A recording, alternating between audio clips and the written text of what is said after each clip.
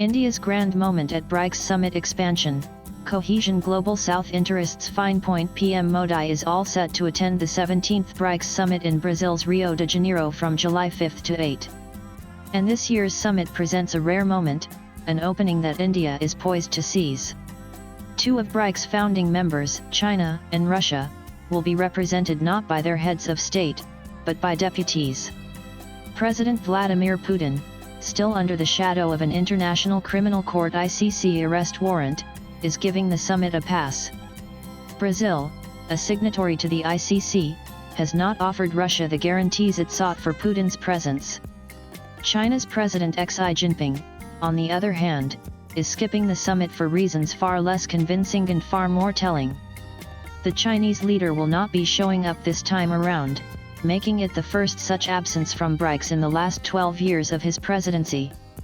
Reports say that it may be because Brazil has invited PM Modi of India for a state dinner following the summit, which means that the India-Brazil relationship will take center stage at this summit and Xi does not want to appear as a supporting actor.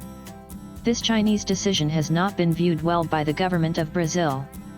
They see it as a snub. Brazilian officials are said to be displeased by the move.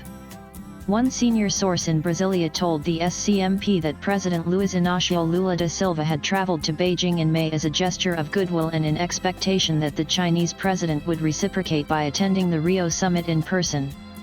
It also does not help that China's official reasons simply do not add up. Beijing has cited scheduling concerns, and that it is busy preparing for the Shanghai Cooperation Organization summit, which is as late September.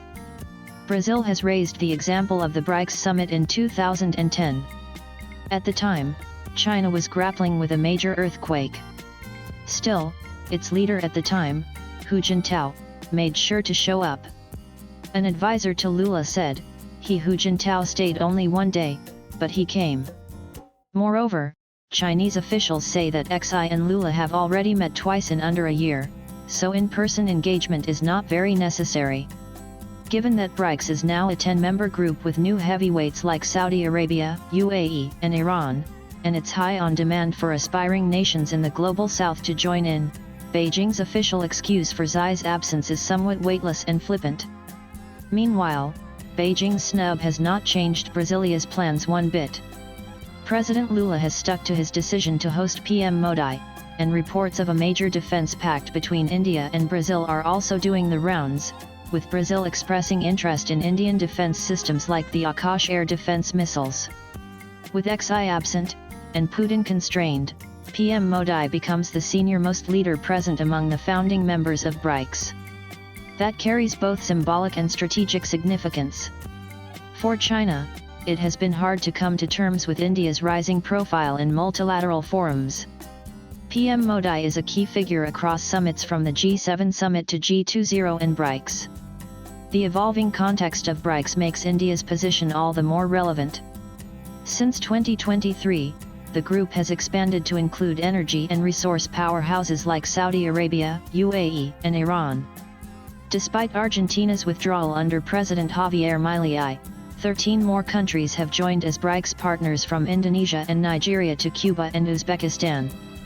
BRICS today accounts for 39% of global GDP Indiana PPP terms, 49.5% of the world's population, 26% of global trade, 44% of global oil production, 38% of natural gas, 78% of coal and 72% of rare earth mineral reserves. The geopolitical and economic heft is undeniable. What matters now is how effective the group can be and where it leads. BRICS is at a major crossroads with the entry of new members. India will play a substantial role in the integration of the new members, while also contributing to decisions on further expansion. It can push substantive change in the grouping's outlook, driving cohesion, and even helping it shed its anti-Western image and amplify its non-West focus instead, which has always been the way India has positioned itself at BRICS: non-West, not anti-West. India can take this opportunity to advance the interests of the global South, push trade in national currencies amid geopolitical uncertainties, and greater trade ties overall, navigating challenges like the tariff war waged by Trump and the rare earth crunch triggered by China. Moreover, India will be ensuring that counterterrorism forms part of the agenda without double standards. China has long attempted to dominate forums like this, using its leverage to protect Pakistani interests, even at the cost of sincerity in counterterrorism efforts. But BRICS is not SCO. India's relationships with countries like Brazil, South Africa, UAE, and even Russia act as a counterbalance to Chinese overreach. At the summit, India is pushing for firm language on terrorism, specifically a condemnation of the recent Pahalgam attack. China and Pakistan blocked any such mention at the recent SCO summit. But India is confident BRICS will not make the same omission.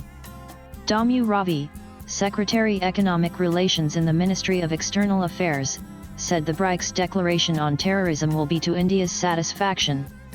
Apart from counter-terrorism, India's push on other fronts is just as strong.